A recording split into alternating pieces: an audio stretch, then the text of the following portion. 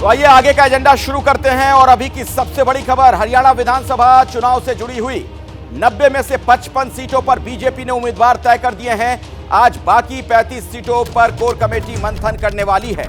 हरियाणा में 2 खिलाड़ियों को टिकट दे सकती है बीजेपी, यह भी एक बड़ी जानकारी निकलकर सामने आ रही है। हरियाणा पर आज बीजेपी कोर कमेटी की बैठक है। आज बाकी के 35 सीटों पर कोर कमेटी मंथन करने वाली है और खबर यह कि 2 खिलाड़ियों को भारतीय जनता पार्टी इस बार टिकट दे रही है। हरियाणा विधानसभा चुनाव पर अभी की बड़ी खबर आपको बता दें, 90 में से 55 सीटों पर बीजेपी ने अपने प्रत्याशी तय कर लिए हैं और बाकी की जो सीटें बचती है उसको लेकर मंथन का दौर जारी है। और जो नाम सामने आ रहे हैं उसके बारे में भी आपको विस्तार से हम बताएंगे, कौन कौन से नाम किस क्षेत्र से प्रत्याशी होंगे। तो 90 में से 55 सीटों पर बीजेपी के उम्मीदवार तय हो गए हैं और एक प्रमुख बात इसमें जो नजर आ रही है कि 2 खिलाड़ियों को भी बीजेपी टिकट दे सकती है। तो हरियाणा विधानसभा चुनाव पर अभी की ये बड़ी खबर, भारतीय जनता पार्टी के प्रत्याशियों की लिस्ट आ गई है। उम्मीदवारों के नाम तय कर दिए गए हैं। 90 में से 55 उम्मीदवारों के नाम तय हो चुके हैं। बाकी के जो बचते हैं 35 उम्मीदवार, उन पर भी बहुत जल्द निर्णय लिया जाएगा। कोर कमेटी की बैठक की जानकारी मिल रही है। आइए सीधे मैं आपको लिए चलता हूं मेरे सहयोगी नीरज पांडे के पास। नीरज, कौन कौन से प्रमुख नाम इस लिस्ट में आपको नजर आ रहे हैं?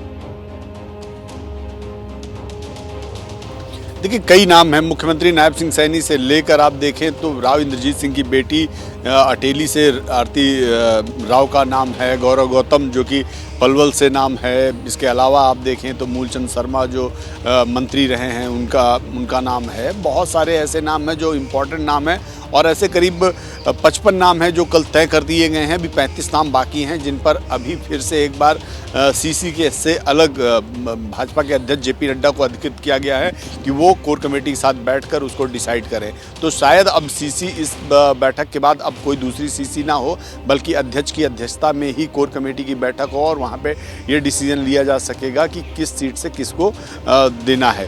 तो 35 सीटों को लेकर आज फिर से एक बैठक हो सकती है और उसी में ये मंथन होगा और कल आज के बाद किसी भी दिन पहली सूची जारी की जा सकती है। 90 के 90 सीटों पर ऑलरेडी कल प्रस्ताव रखा गया था, बातें रखी गई थी। बहुत सारे में कुछ में थोड़ी से ऑब्जेक्शन थे, कुछ में अभी काम और करने के लिए बोला गया।